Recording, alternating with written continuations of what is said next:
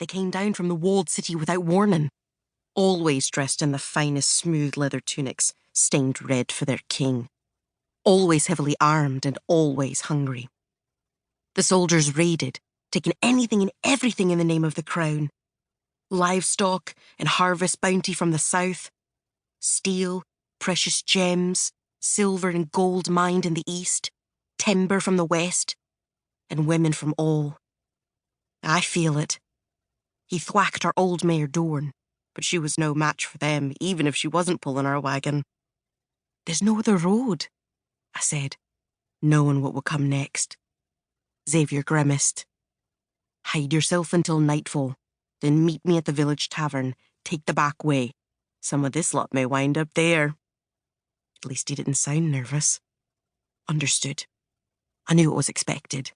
This happened at least once a month. I checked my dagger was in my boot. Whatever you do, Maggie, don't be late. Performance starts just after sundown. I know. The road bent.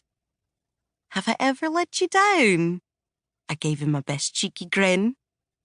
There's always a first time. Xavier shoved me out of the wagon. I rolled down the short hill into a shady glen, scooting behind a thick tree with low-hanging branches I could easily climb. It had the benefit of colourful fall leaves that refused to bow to burgeoning winter, giving good cover. Once perched above sightline, I heard Xavier singing. He did that to keep the soldiers on his trail.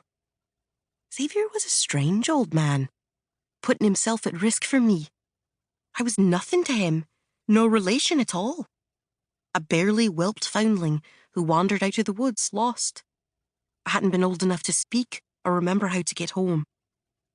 Xavier lived a gypsy life, travelling here and there, performing magic tricks for handouts. He had no reason to take on a tiny child. To hear him tell the tale, he fed me that night, and like a stray dog, I followed him forever after. That was it.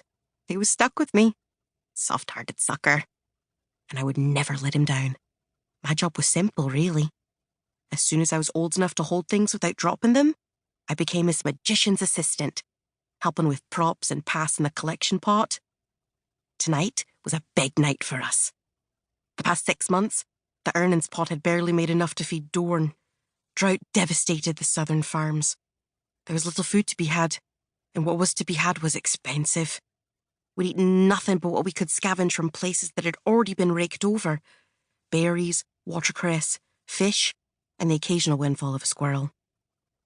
The last 4 alehouses were mostly empty, but this night would be different. Ships had pulled in only last night, so the marauders' pockets would be heavy, and they would be drinking their fill at the Lazy Storm, the only tavern in the western seaside village. The sots would be drunk, happy to be on land, and lulled into a dream state with full bellies. If they didn't shill a bit of pirated silver for their performance, it would be easy to take it.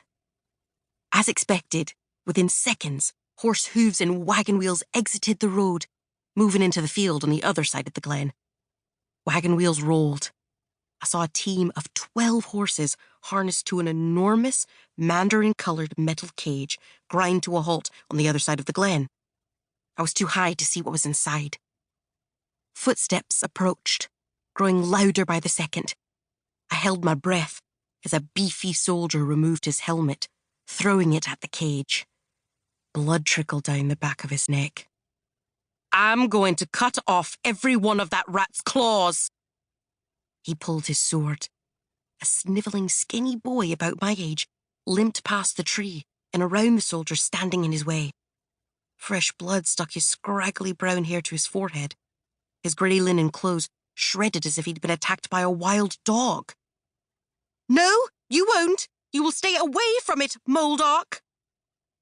Moldork slid his sword up against the boy's throat, backing him up. Why don't you try and stop me, Perig, you pissant? His words whistled as though he was missing a front tooth. The soldier shoved Perig through thorny bushes that stood between them and the metal cage, rousing squeaky, helpless yelps, then followed him with determination, disappearing from view as well. This was my chance to get away. I climbed down as silently as possible, relieved when my feet...